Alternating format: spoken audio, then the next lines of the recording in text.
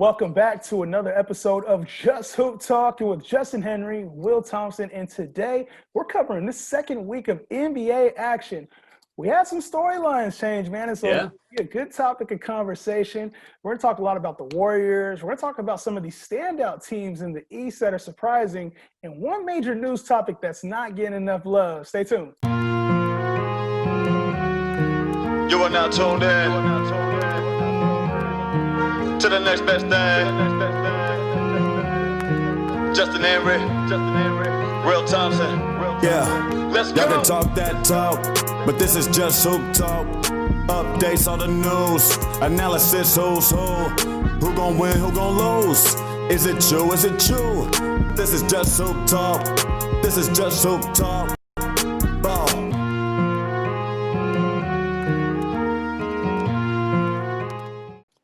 All right, guys, so we're going to cover week 2 of the NBA action that we've had. And Will, man, it was an exciting week. We've seen some storylines change. This Eastern Conference is getting tough, man. You see the Philadelphia 76ers at the top. You see the Indiana Pacers at the top. You see the Orlando Magic at the top. Yeah. Will, what are your thoughts on this Eastern Conference and the way that these teams are kind of loaded up here? Yeah, it's still early, but there's definitely been some surprises. Yeah. I like to look at, projecting things out. You look at a 72-game season to already be at 5 wins, that is whatever the percentage is. That's a good look for a team like the Orlando Magic. I don't necessarily know that they'll be in the top 3 in the East at the end of the year, but it's good for them to get out to a good start, get some confidence. They still have a young team. I'm surprised, honestly. Personally, I thought missing DJ Augustine was going to hurt them. But I think one of the biggest differences with them so far has been really giving Markelle Fultz a bigger role and expanding on him, giving him more confidence and allowing him to really be himself. He looks like a player now, man. For a while, we thought he was done. We thought it was over. He was the biggest bust of all time. And now he looks like a legit NBA player, looks like a guy who can contribute at a high level. So that's really great to see. And, good things are on the horizon for the Orlando Magic.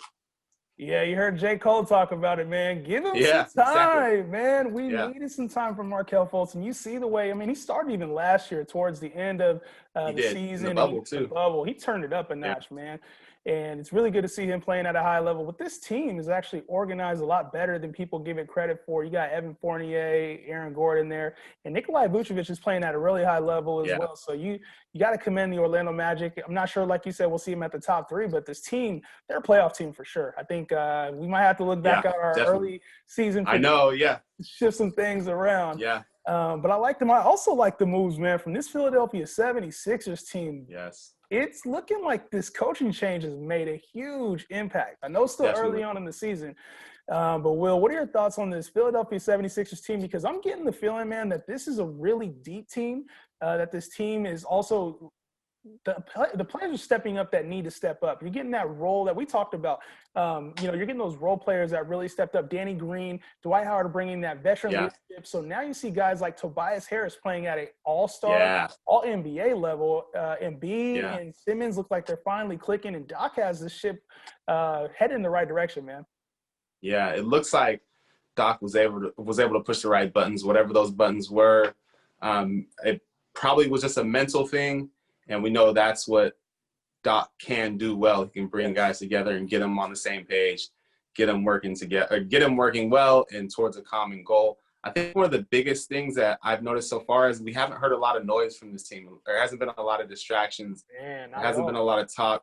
They're quietly kind of going about their business and doing what they're supposed to do. And I think that's huge for them, man. Like, limit the distractions, limit the noise, stay healthy. Get out there and ball out. And if they can do that, you just look at the roster and you're like, damn, this team is good, man. They are deep. And now with the added shooting, they look like a problem for sure. They do, man. It's one of those things where you get a team that has the talent, and then you bring the Yeah, right coaching in there, and it makes a huge difference. Not does. saying Brett Brown wasn't a good coach, but having Doc Rivers at the helm really changes things for this team. And I think you get the most out of players like Embiid, like Simmons, when they're just kind of Yeah, fighting for their own position in the basketball world. It's like, okay, don't worry about that. Eliminate the noise, whose team it is, or who we're gonna play for, right. and just play ball, man. Just play ball, and you see the best product being put out by these guys. And this is a team I do think we could see in the top 2, top 3. The Definitely. Philadelphia 76ers team, especially when it's led by a coach who has the experience, obviously, Yeah, Doc Rivers. I think it remains to be seen what we're really going to see out of them. But top 2, top 3, it's within the realm, man. But yeah. moving over to the West. The Western Conference, obviously, when we're talking about stacked teams, we're looking at 2 other teams at the top of the division, at the top of the conference, and that's the Los Angeles Clippers and Phoenix Suns, man. So Yeah. we talked a little bit about the Clippers and finding if they're going to be playing through the noise, all the distractions out where they were last year, and they have. They've obviously turned it around. And the Phoenix Suns is a team that we talked about having, kind of that rise and being in the playoff picture. What are your thoughts on these 2 teams? Yeah, I love the matchup the other day. You look at kind of the characters involved with both of these teams. Chris Paul's pass with the Clippers. Paul George and Devin Booker seem to have something between them. Well, when you just get a the shot different, hitting your grill for everybody, yeah, people are gonna remember that. yeah.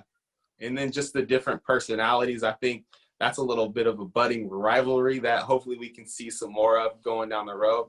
But these 2 teams, and especially I got to give props to Chris Paul, man. Like, he really came in and changed the demeanor. And to be fair, like, you saw some change in the Phoenix Suns in the bubble, Yes. the way they carried themselves, the way they conducted themselves. But you can see Chris Paul's fingerprints all over this team now, and kind of the way that they run their offense, the way that they play with confidence.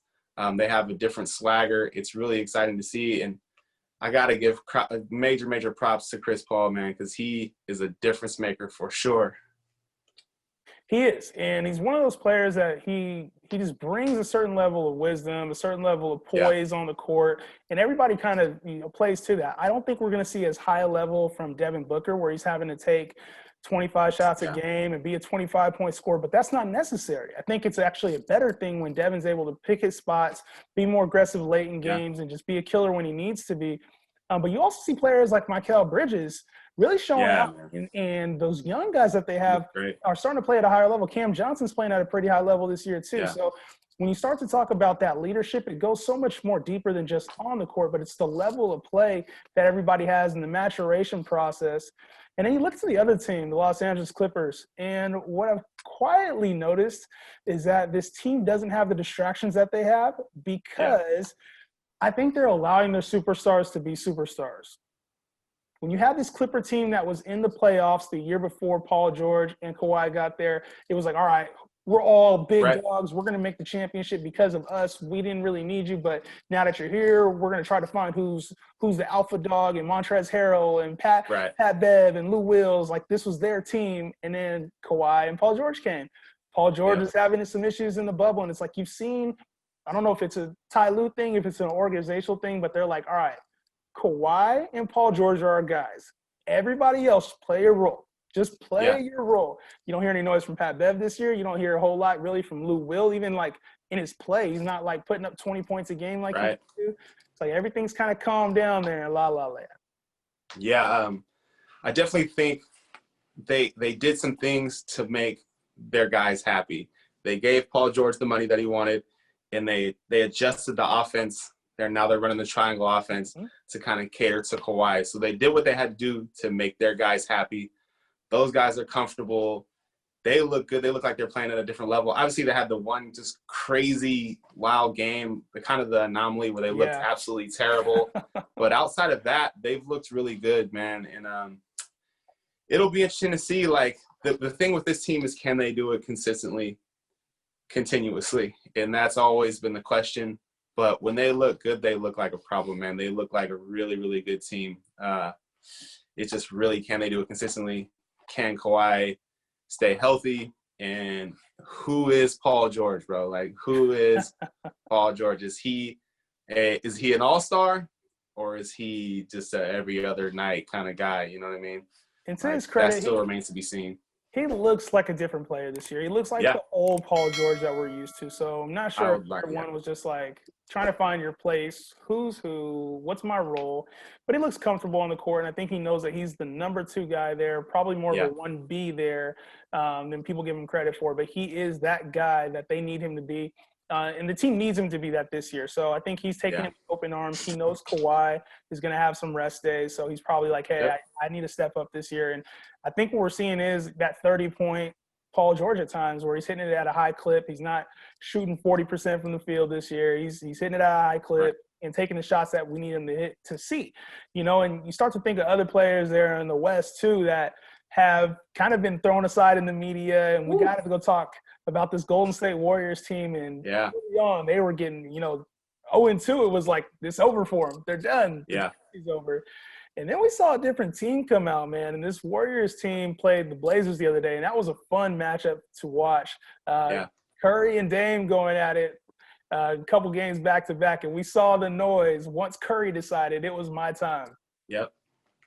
Yeah, I think for the first time we're really seeing Steph. I mean, I think there was a little bit of early in his career after the injuries, after the ankle injuries, and everybody was saying like, oh, this dude is a bust. He's never going to be anything. He had a chip on his shoulder, and I think the chip kind of smoothed off a little bit, but I think the chip is back, man. And I think it had a lot to do with just kind of the way people were talking about him and the way people were talking about the Warriors. And it myself also, admittedly, I had to say it. Like I said there was no chance they're making the playoffs this year, but they look like they're about to prove me wrong for sure. But, I think he clearly looks like he has something to prove.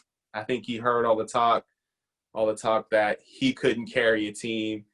Him by himself wasn't enough to even get them in the playoffs. And he's like, hold on, bro. Y'all know I'm an MVP, right? Like multiple-time MVP, and he's coming out and he's playing legitimately like an MVP right now. He just scored 30 tonight against the Kings, followed up a 62-point game with a 30-point game. And he barely played in the fourth quarter. So obviously, I think Draymond helps a lot. I think there's a huge difference in that team when Draymond is there. Not just defensively, but I feel like he facilitates. He does so much for them offensively.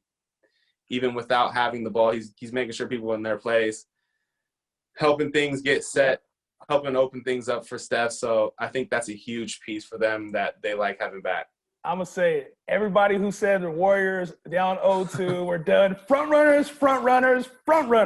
I don't want to hear it no more, man. Yeah. Didn't give the team a chance to gel, man. All new pieces. Wiggins was new. He'd only played like 2 games with Steph. Kelly Oubre was new. Draymond Green was out the picture. James Wiseman was new. It's like you're putting a whole new team on the floor, putting them up against the Bucks and putting them up against the Nets, like 2 of the top teams in the league. True. You expect them to just be all right? Like, no. Steph, first time on the court, really, he had 2 games when he came back from his injury. Steph's first time back on the court in an extended period of time. Like, you got to give this team time to gel. And Draymond was out. All-star, Hall of Famer, whatever you want to call him, Olympian, that player is out. And so when you have, all these chemistry issues, you have nobody on the court that you're comfortable with. You have nobody that you can rely on. And one of your probably your second best talent piece is off the court. I mean, you're going to go 0-2 against 2 of the top teams in the league. So I think the panic was a little early onset. It was. I'm sure if this team is, obviously I think they're going to be probably in the 5 to 8 range as far as playoff teams. But is it panic time? Absolutely not. Steph Curry showed us who he is. And I think we're going to see a lot more of this season, a lot more 40, 50-point barrages that we saw back in 2015, his MVP season. We'll be seeing a lot more of that here. So Steph Curry, I think, does have a chip on his shoulder, and it took a little bit of chirping for everybody to, it kind of came back to bite everybody in the tail, man. Right. The way that he performed the other day. I got to think we'll see some more explosions, some more. I think a 15-point, 3-point record is going to be broken too, man. Woo! Yeah, I think for sure we really don't have to question Steph anymore. He's going to be there. He's going to do his thing. Now can the teammates play consistently? Can they play well consistently? Kelly Oubre played well tonight. Wiggins has looked good. Can those guys be consistent? If they're able to be consistent, this team is going to be in contention for a playoff spot without a doubt, man. Those are good players. Like yeah, they are. Andrew Wiggins. That's great talent to have. And Wiseman's the number 2 pick overall. I don't see why this team will not be playing better. Let us know your guys' thoughts in the comments. Are the Warriors back, or are they just a fluke? Is Steph just hot right now? One more topic before we go. Really want to talk about this topic because I think it's not getting as much attention as it deserves, and it may not until it officially happens on a permanent basis. But watching Becky Hammon come into the game for the San Antonio Spurs, the first women's head coach to play or to actually be in an NBA game, I thought that was an amazing moment, man. I think people talked about it, but I don't think the impact of that was truly realized. Will, what are your thoughts on Becky Hammon actually just coaching an NBA game for an extended period of time? I mean, that's history right there. Yeah, that's a huge moment. People try to downplay that type of stuff, like it's whatever. It's like, no, that's a big deal, man. It's a big deal for a huge part of the population. Obviously, us as men, maybe we try to downplay it, like, oh, it's whatever. No, like there's a huge part of the population that sees someone that looks like them being a part of the game at the highest level. Like that means a lot to women, and really I think it's good for the game, honestly. Like if you have a basketball mind and you can bring something to the table and contribute to the game and improve the game and make the game better, then you should be a part of the game at the highest level, regardless of whether you're male or female. So big step for the NBA, big step for women's basketball, and many props to her for sure. 100% agree, man. I think if you understand the game, X's and O's, you can coach. Yeah. And obviously, there's a lot of talk about her. You see a lot of the players coming out in support of her and her mind. Yep. 100% respect to Becky Hammon, man. First women's coach that we've seen on the NBA floor. Let us know your guys' thoughts in the comments on this week 2, the Eastern Conference, Western Conference, whatever you guys want to talk, debate us in the comments. Just Hoop Talk. Make sure you like and subscribe to the channel. Another edition of the books. We're out. Peace.